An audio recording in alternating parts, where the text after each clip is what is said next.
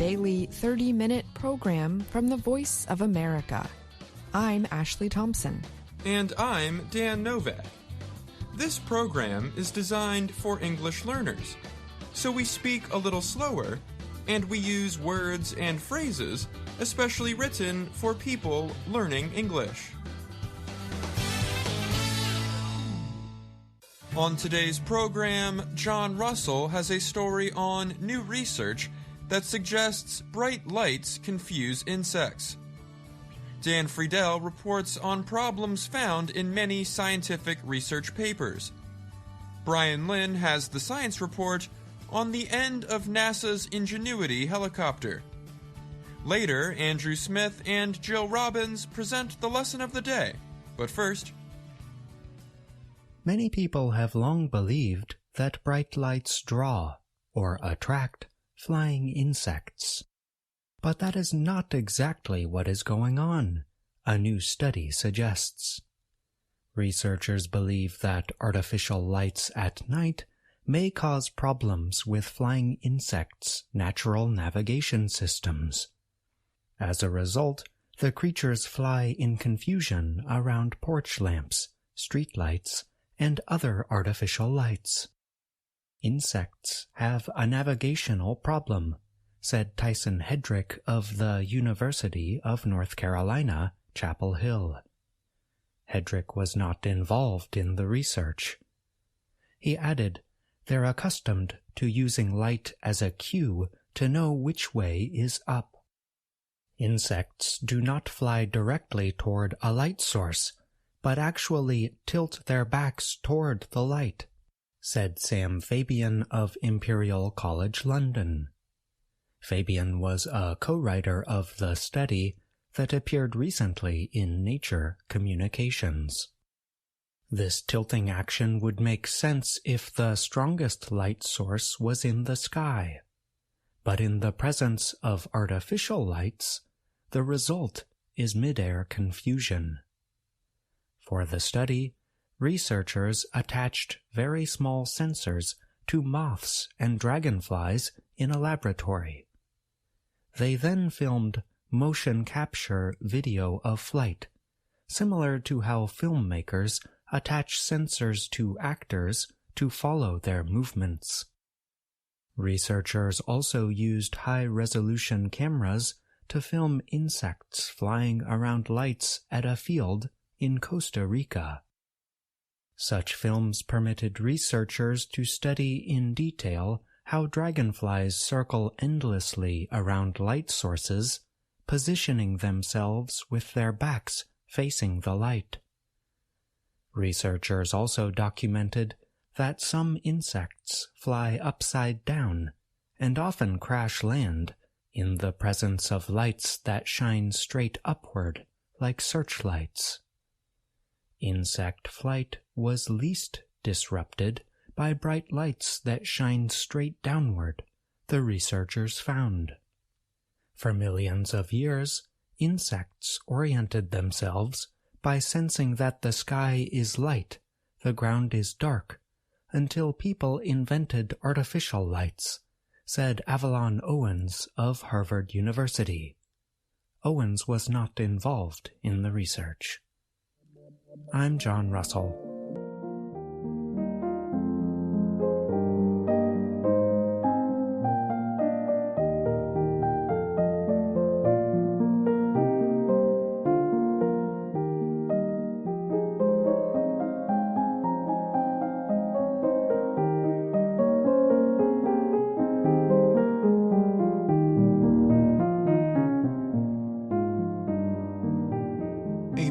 Cancer Hospital and Research Center recently announced it is asking for withdrawals or corrections to at least 37 research papers. Dana-Farber Cancer Institute in Boston is taking action after its research included false images. The cancer hospital is connected with Harvard University's medical school.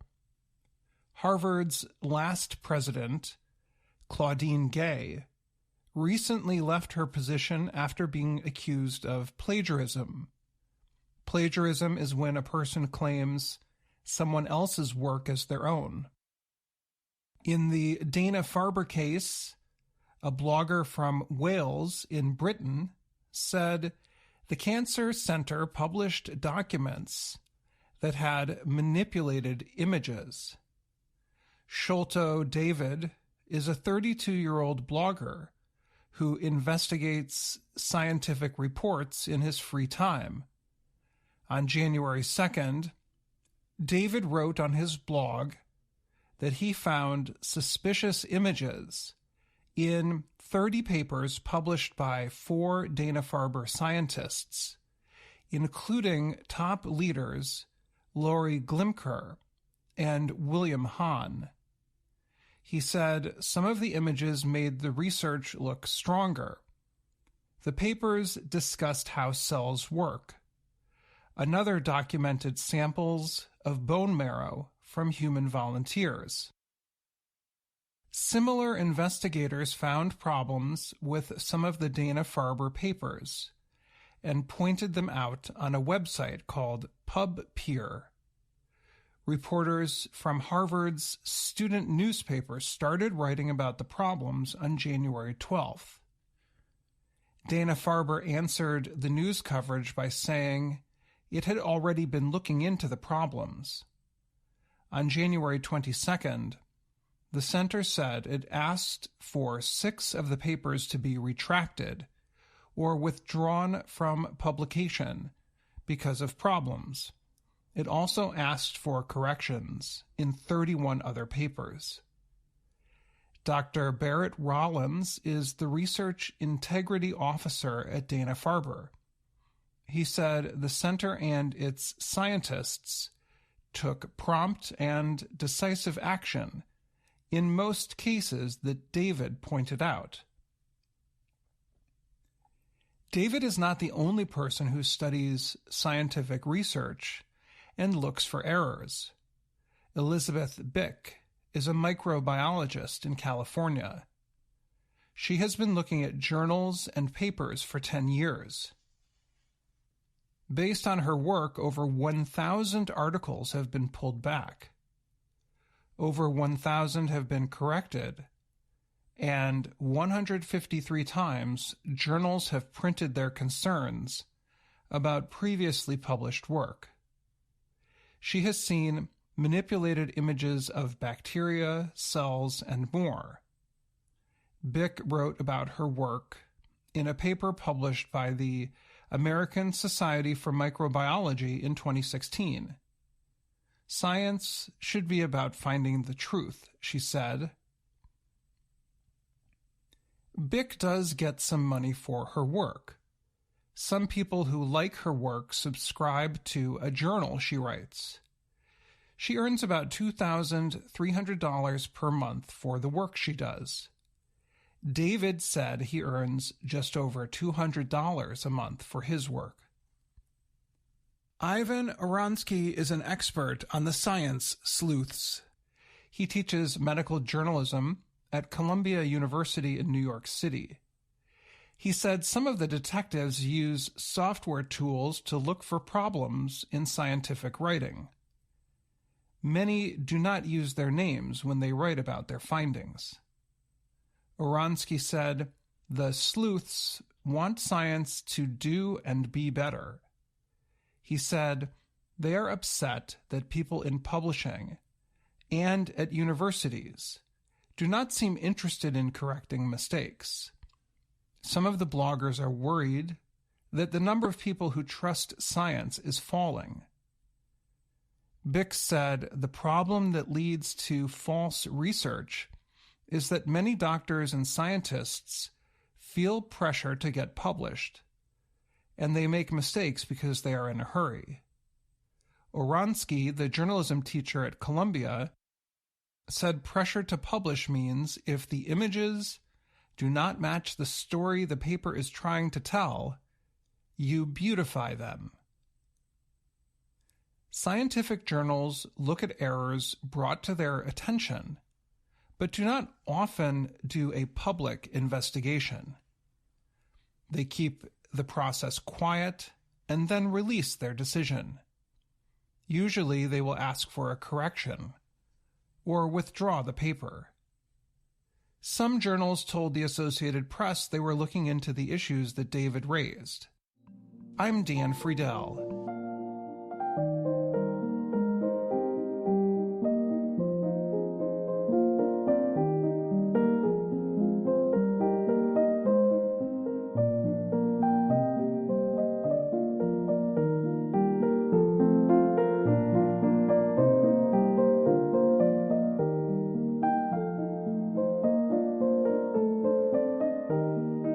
NASA's experimental helicopter, Ingenuity, has officially ended its service on Mars after what the U.S. Space Agency called a history-making mission. Ingenuity arrived on Mars with NASA's Perseverance Explorer, or rover, in February 2021.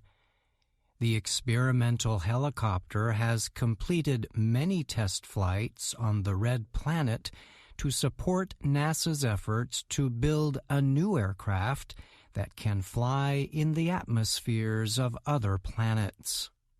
Ingenuity became the first aircraft to complete a powered, controlled flight on another planet in April 2021. At first, NASA described Ingenuity as a demonstration mission that was expected to last about 1 month. The aircraft aimed to test flight on Mars, including taking off, flying short distances, and landing. The helicopter quickly demonstrated its abilities during a series of tests. In May 2021, NASA officially extended Ingenuity's experimental mission. In total, the helicopter performed 72 flights on Mars, the space agency said. The aircraft flew 14 times farther than planned and completed more than 2 hours of total flight time. NASA Administrator Bill Nelson praised Ingenuity as the little helicopter that could. He noted that officials were surprised with each new flight progression. But Nelson noted that because of damage to a rotor, the helicopter had finally taken its last flight. The historic journey of Ingenuity, the first aircraft on another planet, has come to an end, he said. Nelson added that mission controllers discovered during an attempt by Ingenuity to land that at least one of the aircraft's rotor blades had been damaged. The damage is currently being investigated, but the NASA chief said the blade might have struck the ground during the landing attempt. NASA said Ingenuity rose to 12 meters on its final flight last week, staying in the air for a few seconds before heading back down. Most flights only last a few minutes because the helicopter has energy and temperature limitations. Nelson said the helicopter was able to fly effectively in the thin Martian atmosphere, but he noted that additional progress showed the aircraft far exceeded what we thought possible. Ingenuity's mission, Nelson said, had opened the door to future flight in our solar system and smarter, safer human exploration to Mars and beyond. After Ingenuity performed well in flight tests, NASA decided to expand the helicopter's mission to assist Perseverance with its rover operations. This change officially turned the aircraft's mission into an operations demonstration. NASA reports Ingenuity helped to identify additional exploration areas for Perseverance. Both the rover and helicopter have been collecting data and images while exploring an area known as Jezero Crater. The goal is to search for signs of ancient life on Mars. NASA noted that Ingenuity had helped map a path from above to help Perseverance take on new exploration activities. Flight controllers on the ground have been collecting data on all of Ingenuity's operations. They said this data will be valuable in helping NASA design future aircraft for Mars. The success of the helicopter mission led the space agency in 2022 to approve the development of 2 small helicopters to be deployed on future missions. While Ingenuity continued its operational mission, teams on the ground experimented with new rotor blades. During ground tests completed last year, engineers reported the rotor blades had reached speeds nearly equal to Mach 1, the speed of sound. The blades tested on Earth are made of carbon. They are more than 10 centimeters longer than Ingenuity's and are designed to be stronger and to move faster. NASA has said the rotor blades are designed to support bigger, more complex helicopters. I'm Brian Lynn.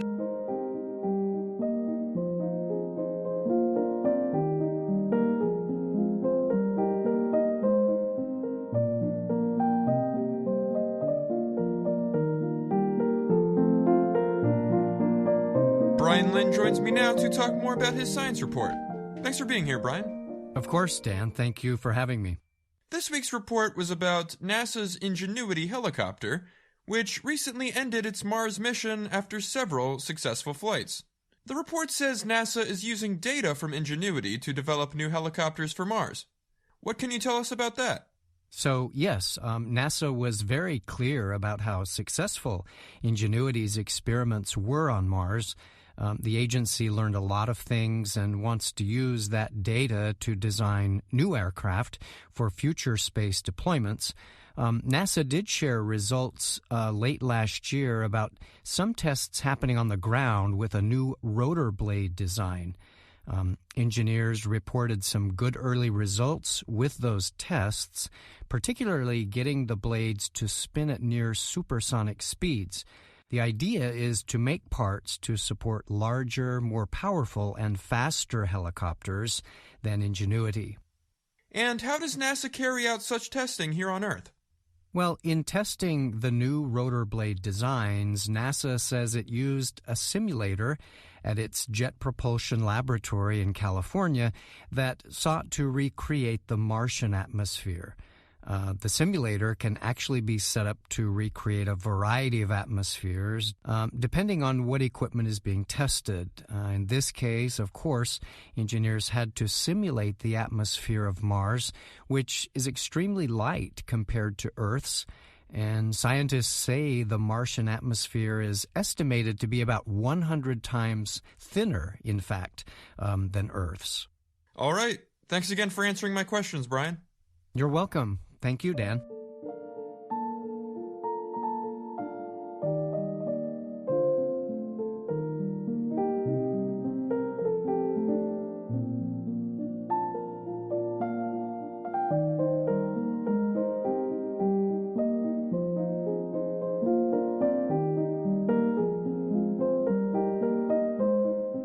And now it's time for the lesson of the day on the Learning English podcast. My name is Andrew Smith, and I'm joined by Dr. Jill Robbins. Hi, Jill. Hi, Andrew. Our lesson is based on our video series, Let's Learn English. The series shows Anna Mateo in her work and life in Washington, D.C. Here's Anna introducing herself. Hello, my name is Anna Mateo. What do these words have in common? Myself, yourself, himself, herself, oneself, itself, ourselves, yourselves, and finally, themselves. If you said they are pronouns, you are correct. But they are a special kind of pronoun. These pronouns are called reflexive pronouns. And like a mirror, they reflect or refer back to the subject. For example, I can talk about myself, and Jill can talk about herself. And you can talk about yourself, and so on. We're going to hear lots of these pronouns in Lesson 17 of Level 2 of Let's Learn English. In the lesson, Anna and her work colleague Pete have to take care of babies all by themselves. But Anna and Pete don't have any children. That's right, but these are special kinds of babies. Let's find out more. And be sure to listen for the reflexive pronouns. Anna, Pete, I have a new assignment for you. A show on single parents. What is it like for a mother or a father to raise a child by herself or himself? We can interview single parents. They can share their experiences themselves. Yes, but you need to experience parenthood yourselves. Ourselves. Yeah. How do we do that? We're not parents. I asked myself the same question. I said, Katie, how are they going to do that? Then an idea came to me. I will give you the babies. This still seems a little confusing, Jill. How is Ms. Weaver going to give them babies? That's a good question. Professor Bott was asking, wait a minute, is Professor Bott himself, itself, their self, maybe? We don't know often what to call artificial intelligence, so I'm going to say this. Professor Bott was asking the same thing.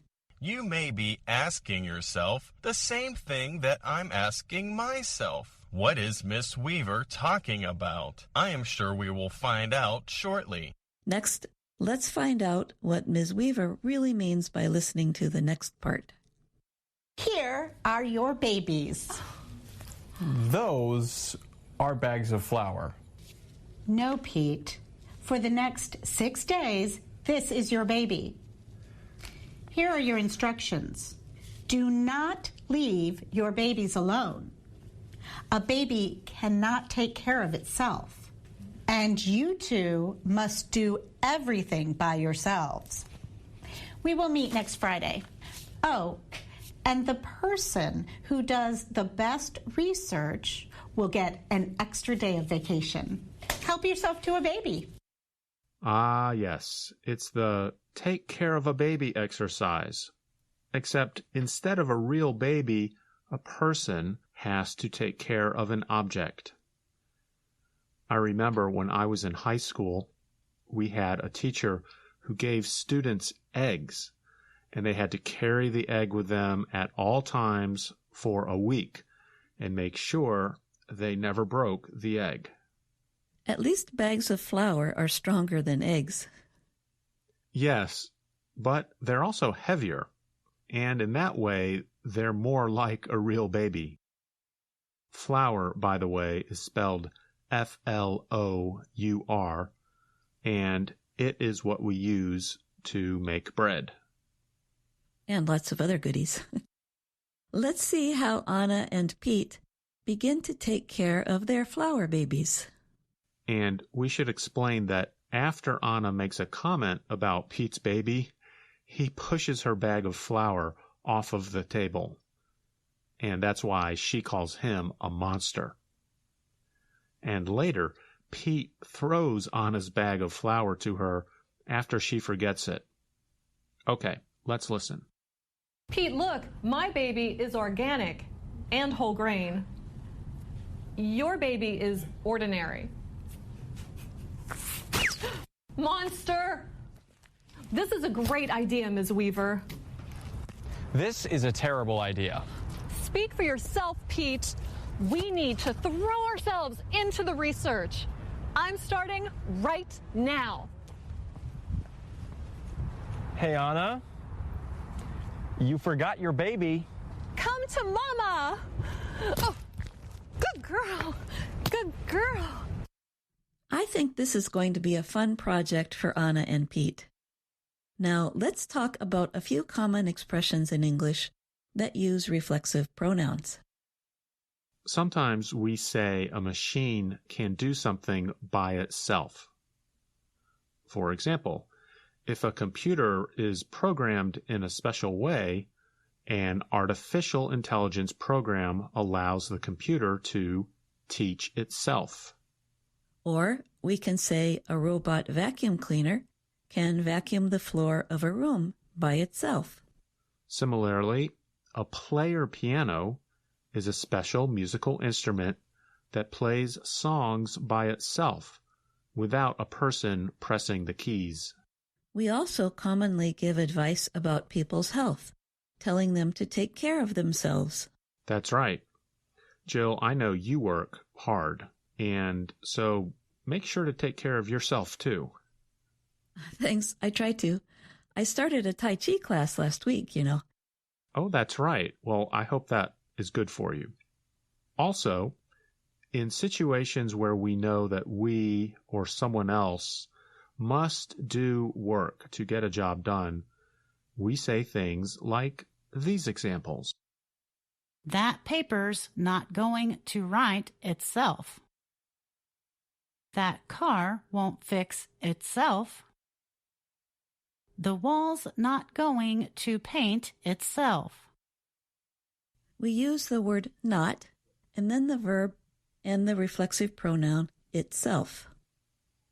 There are lots of things in life we just have to do ourselves. No one else can do them for us. That's right. Like with learning another language.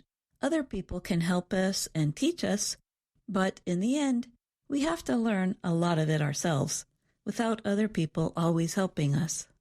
Now, before we finish, we should listen to Professor Bott explain the difference between singular and plural reflexive pronouns. Singular reflexive pronouns end in self. Plural ones end in selves. Anna says, We need to throw ourselves into the research. The subject we is plural, so we must use the plural reflexive pronoun ourselves.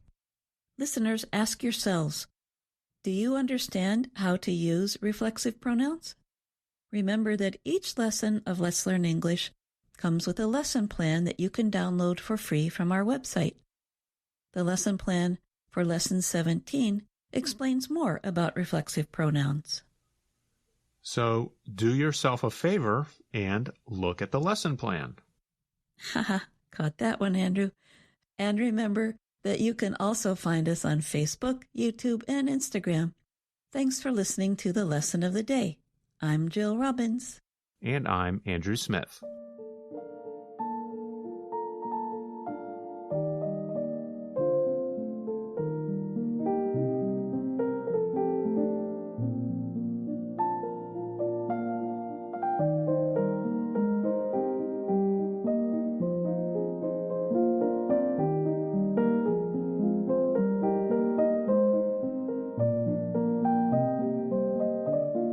That's our program for today. Join us again tomorrow to keep learning English through stories from around the world. I'm Ashley Thompson. And I'm Dan Novak.